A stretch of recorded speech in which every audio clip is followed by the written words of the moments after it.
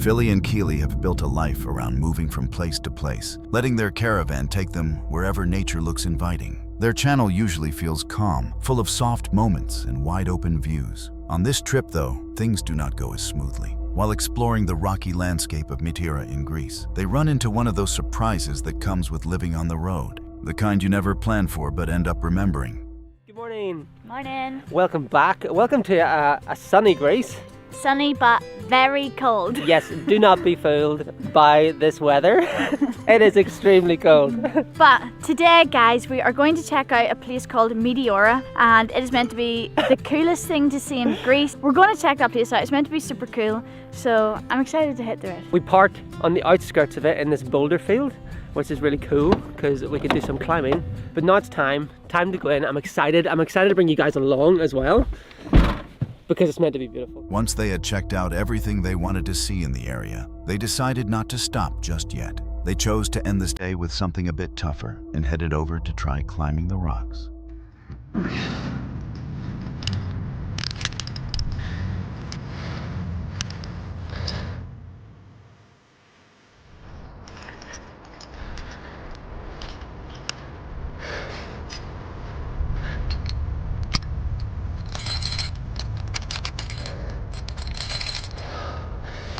Woo!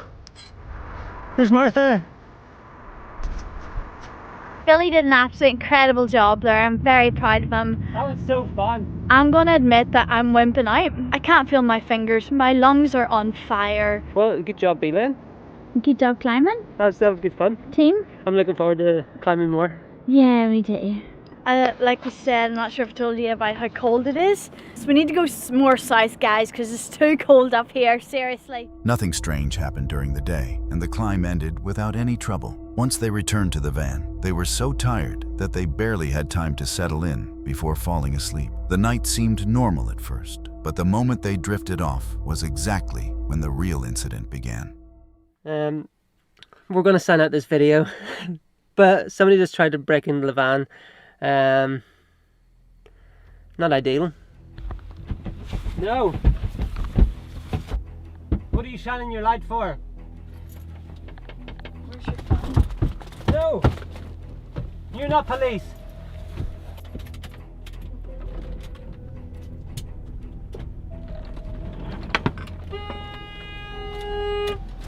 Am I coming in the front with you? I don't know. I just can't see anybody anymore. They're just all of a sudden gone. They just appeared out of Bushes. bushes. They kept like telling me to open the door. No, there he is there. Where? There's somebody in front of us over to the right. Sorry. It's okay. You think I was just gonna open the door? He was trying the handle. I know. That's when I knew it wasn't the police. Yeah. Sometime during the night, a man walked up to their van and aimed a flashlight inside. He said he was the police and told them to open the door, but something about him felt wrong right away. They knew there were no officers patrolling that area, so they refused to unlock anything. Alright guys, we parked up significant distance away from that other park up, but what can I say? I'm really annoyed. Guys, the thing is for me, right, is the absolute audacity that they kept trying to get in the van and kept demanding that we open the van to them. And I'm like, what was their plan? Did they have a weapon? Were they trying to, like, how were they planning to steal everything while we were both here? Like... Well, I think we just did the right thing. We just jumped in and drove away, so... It's just annoying because it's something that it does kind of set you back, especially us as well, because this has happened to us quite a lot and we did actually get robbed. And it's just annoying because we've always had that fear in our heads, and when something like this happens, it just brings everything right back to the surface. And then there's going to be a healing process. It's going to just take time before you feel safe in the van again, you know? What bothers me most is that he kept trying to get inside, even after it was obvious the van was occupied. Most intruders back off the second they realize someone is awake, but this man didn't.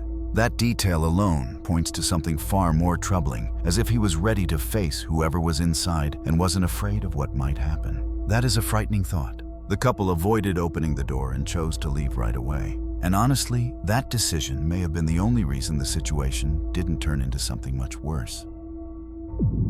Most people know Luke for the calm side of his channel. He spends a lot of time showing how different camping gear holds up while he explores the forest, and his videos always look incredibly polished. They have that smooth, peaceful vibe that makes you forget you're watching a gear review. This trip does not fit that usual tone at all. Instead of filming another easygoing outing, he chooses a spot far away from everything, deep in a part of the forest where you will not find roads, houses, or anyone passing by. It is the kind of place where you are truly on your own. And that choice sets the stage for a very different kind of video. For this adventure, everyone, we are out here in a section of the green forest. There are roots, rocks, and fallen trees everywhere, and everything is super slick. That's because everything here is soaking wet. This is the third week straight of solid rain. There's water literally dripping from everything at the moment. What I need to do first, folks, is figure out exactly where I'm going to stay tonight. I have a tarp set up for this trip. I'm thinking this tree to this tree, with the tarp going this way. The ground here is somewhat level, more so than anything else. It's not perfect, but it will certainly do. This area here is a perfect example of real-world off-trail camping. This is what it's like. Nothing's flat, nothing's even. There's roots and rocks all over the place. This is what you will have to contend with if you want to do what I do. Off-trail, out in the middle of nowhere, far away from other people. What you need to get accustomed to is being satisfied with imperfect conditions. You may not have the best campsite out there, but take a look around. While certain areas suffer, other areas shine. And that is certainly true with this area here. With his camp finally set up and a warm meal finished, night settled in fast. The forest around him disappeared into darkness, and the small light from his shelter stood out as the only bright spot in the entire area. One thing is for certain, everyone, I cannot wait to get our fire going. It's a chilly night. This warm meal, this warm soup, is definitely taking the edge off, but a fire, that will be nice.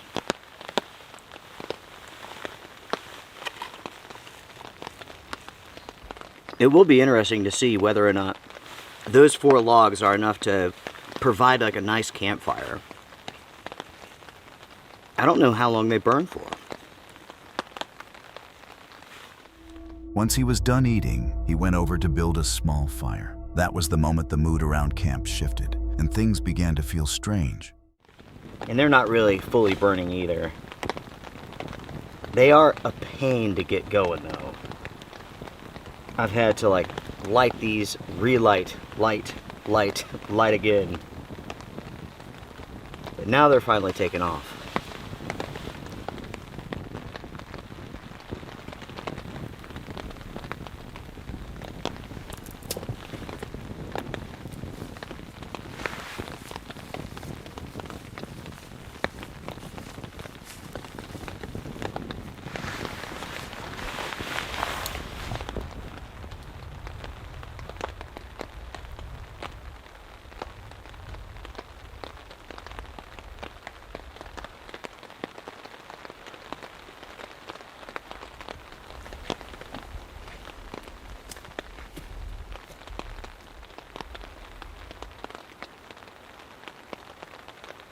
I could have swore I heard something walking through the woods. Something big enough to break branches and whatnot. There are black bear up here, but that would be highly irregular for them to come this close to camp.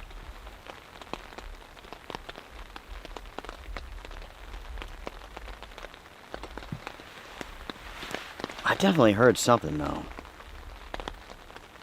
I just don't know what. He kept hearing something out there, but he could not place it. Every time he tried to shake it off and focus on something else, the noise came back again, pulling his attention right back into the dark.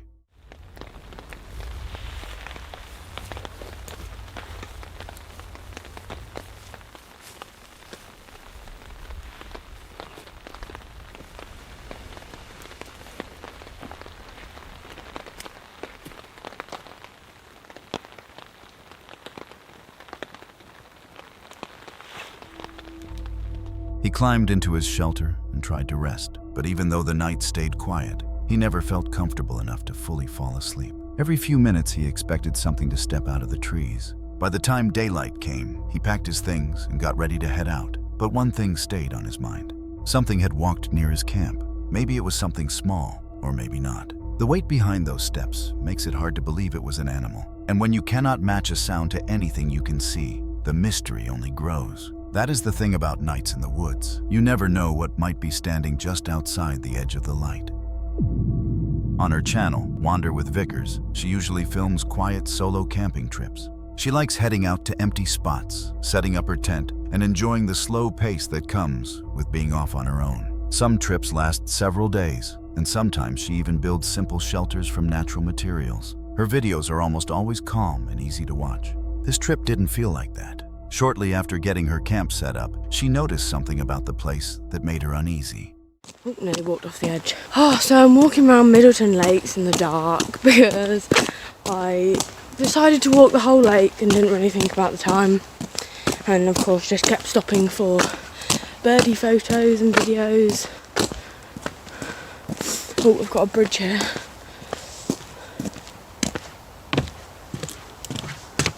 I'm gonna hope that I came this way. Yes, I'm a bit directionally challenged at the best of times and I'm on a bit of a solo expedition. Oh well, we'll see.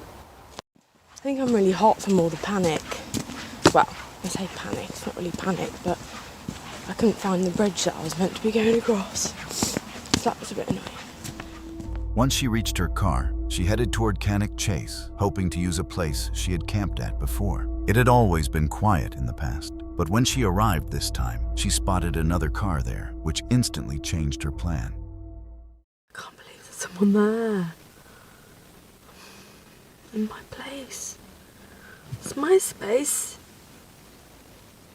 My space. So yeah, it is looking really nice up here. It's what is it called again? I forgot.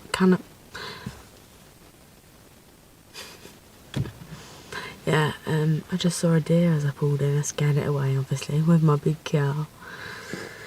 But yeah, so I want to sort of get out and make a little sort of camp area, but I'm feeling a little bit about that person that's over there in their car.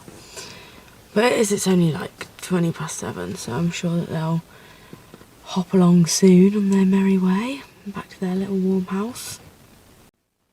They're leaving. They're leaving.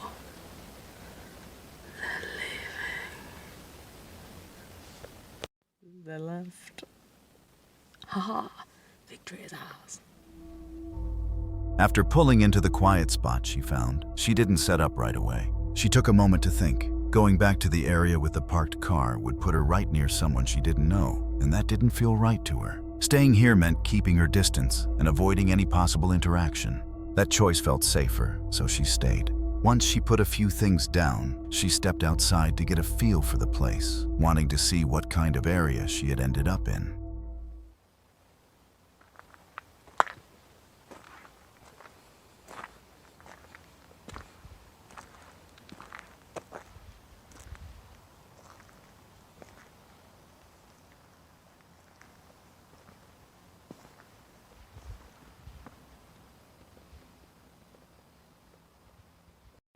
So I'm sat here in my little hideaway, tucked away bit, and in pulls another car.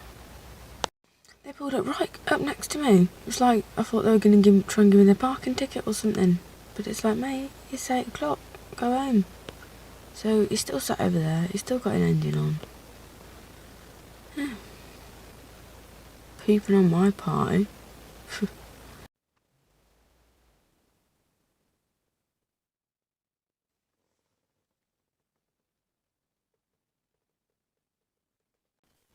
That's what all these cars keep doing. Just walking up to me. Just driving up to me. I don't like it. And now that one's gone and parked by the other one. Do these people know each other?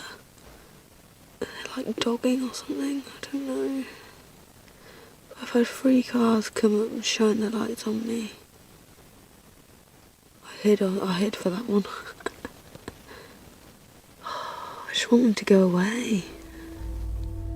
Throughout the night, she kept noticing cars rolling into the area and stopping near her. Each one pointed its lights toward her vehicle, almost like the drivers were checking to see who was there. For someone camping alone, that kind of attention felt wrong. It did not match the quiet, out-of-the-way place she had chosen. Kenneck Chase already has a reputation for people messing with parked cars, so the whole situation made her uneasy. She stayed low, stayed quiet, and hoped no one would come closer. Being alone in the woods with strangers acting like that is never a good mix. Nothing ended up happening, and she got through the night safely. But if you ever find yourself in a similar spot, people pulling up, watching, or shining lights into your car, the smartest thing you can do is leave. The channel Oli Camping follows a guy from India who spends a lot of his time deep in the wild, filming whatever he builds or experiences out there. The places he visits are no joke either. The forest in that part of the world can be dangerous in ways many viewers aren't used to. For this trip, he wanted to try something different. Instead of staying on the ground, he planned to put together a shelter up in a tree and spend the night above the forest floor with a friend. Hello दोस्तों, welcome back. आपका स्वागत है भाई मेरी फिर से एक और नई कैंपिंग वीडियो में। तो भाई फिलहाल तो मैं निकल चुका हूँ यार एक और नई वीडियो के लिए। और भाई आज की जो कैंपिंग होने वाली है वो एकदम पेड़ के ऊपर घर बनाने वाले। भाई आपने मतलब वैसा घर कभी देखा है नहीं देखा ये तो नहीं पता, पर एकदम ऐसा तगड़ा बनाने वाले हैं। 2 कैंपिंग होने वाली है यार, वंश भी आने वाला है। बाकी अभी गर्मी हो रही है तो यार चप्पल वगैरह भी पहने हैं। बाकी बैग में मैं जूते भी रख के लेके आऊँ क्योंकि यार शाम के टाइम पे वो ठंडा होता है, इस वजह से। बाकी चलो भाई चलते हैं। They started working on the shelter, and what they put together was honestly impressive. It turned into a solid setup, especially for something built out in the middle of the forest. By the time they finished, night had already settled in. They lit a fire and began cooking their meal, and that's when they started to hear sounds coming from the dark around them. पानी डाल लेते भाई, ज़्यादा नहीं, थोड़ा सा बस। अब बढ़िया से इसको पकने देते हैं। जिस टाइम ये पानी मांगेगा धीरे धीरे करके जो है पानी भी डालते रहेंगे। अभी तो शायद मेरे हिसाब से पानी की ज़रूरत नहीं है। इसका ढक्कन ऐसे करके रख देते हैं ये। तो चलो फिर भाइयों, आप सब्जी बनने के लिए इसमें रख दी है। अब इंतजार। बेटा आवाज़ जैसी आई ले बेटा, ये तो बात की है भी शायद, बात की जैसी नहीं आई फिर बेटा। ये तो इधर ही ऊपर ही से आई भी कहीं आसपास से। बेटा इधर आ जा बे। बेटा इसको खोलता हूँ, रुक बेटा। अभी चल जा। वीडियो ऑन कर दिया मैंने। ले पकड़ पकड़ पकड़। बेटा क्या था ले है? बेटा तेरे को तो कुछ नहीं होगा, मैं हूँ वहाँ, मेरे लगेंगे। बाय गॉड, इधर साइड से आई ना, इधर साइड से कहीं। अब सेफ लग रहा है भाई गॉड। और फ्राई पैन भी गिर गया यार, फ्राई पैन गिर गया वो। हाँ। बेटा क्या होगा ले है कर। उधर ही से आई बे, मेरे को तो वहाँ कहीं से लगी यार। यहाँ को तो नहीं है कुछ दिख भी नहीं रहा यार एक तो इन पेड़ों के वजह से। भाई गॉड, हल्ला करें क्या? नहीं बे। The noises caught them off guard at first, but they tried not to think too much about it and went back to their thing. For a moment, everything felt normal again, but that didn't last. Something else happened shortly after. यार ऐसा क्यों भाई? बार बार घबराहट हो जा रही है भाई, और तो कुछ नहीं। बेटा वो देख, भाग भी। ये बेटा, ये तो यहीं बेटा। पे है बेटा कैमरा भी वही है। कैमरा भी वही है यार। छी, देखो दूसरा फोन दे दे दे दे। इससे होगा, देख। ये लॉक खोल।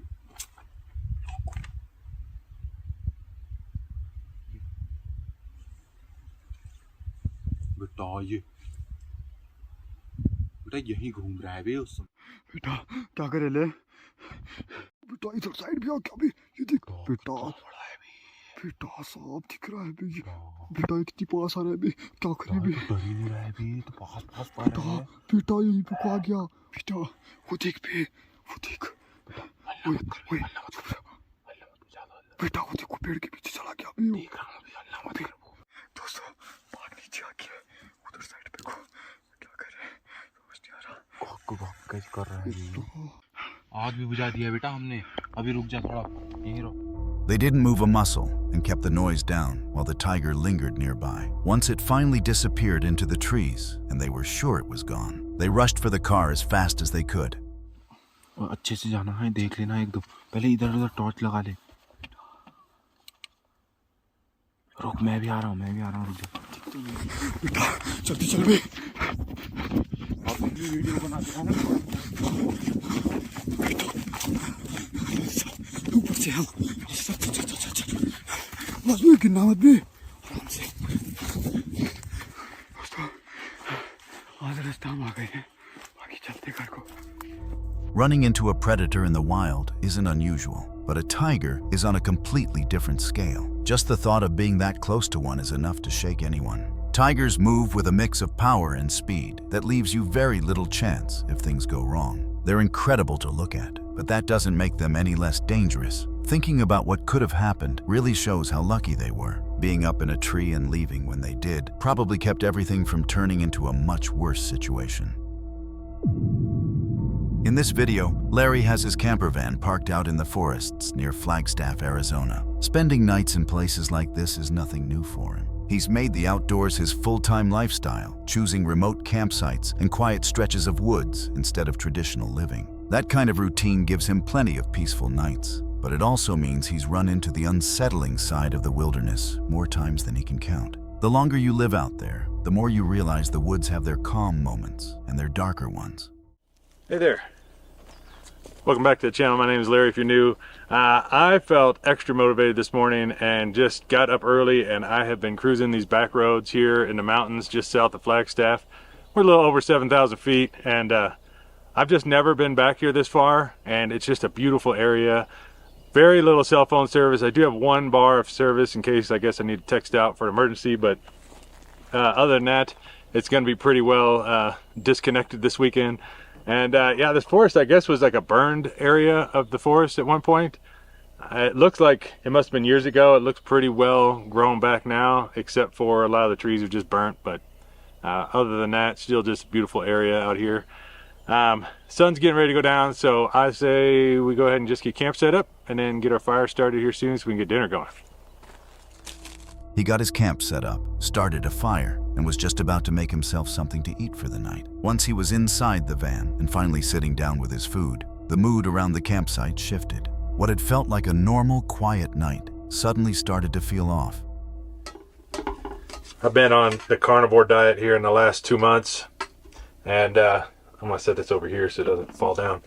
But I've been doing really good on it, but I think I need to go back to getting some vegetables. So I think I'm just going to kind of go back to doing keto. So some vegetables, but still, you know, a lot of protein.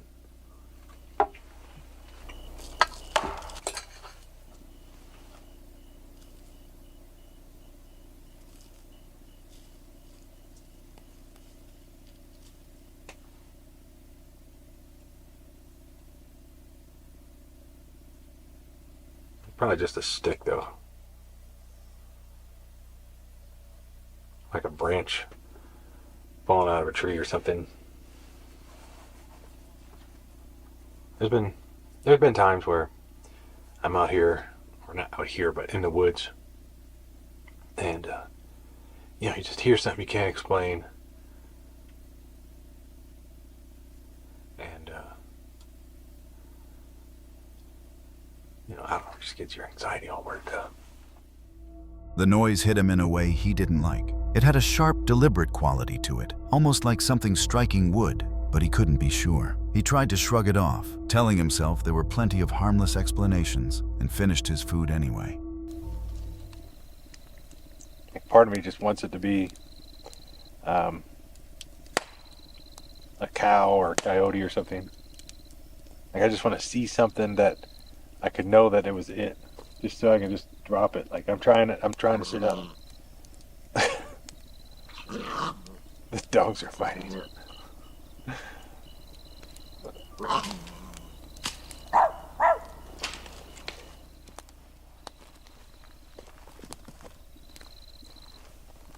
Buddy.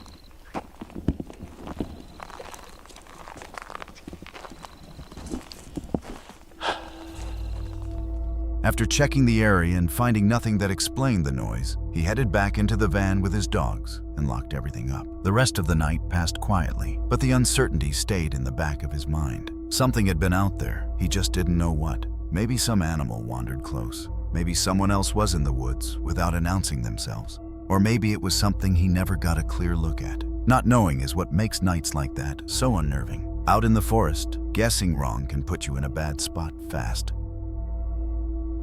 That's all for today. Make sure to subscribe and hit the notification bell so you don't miss the next video. Don't forget to leave a comment with your favorite encounter. And as always, thanks for watching and stay safe out there.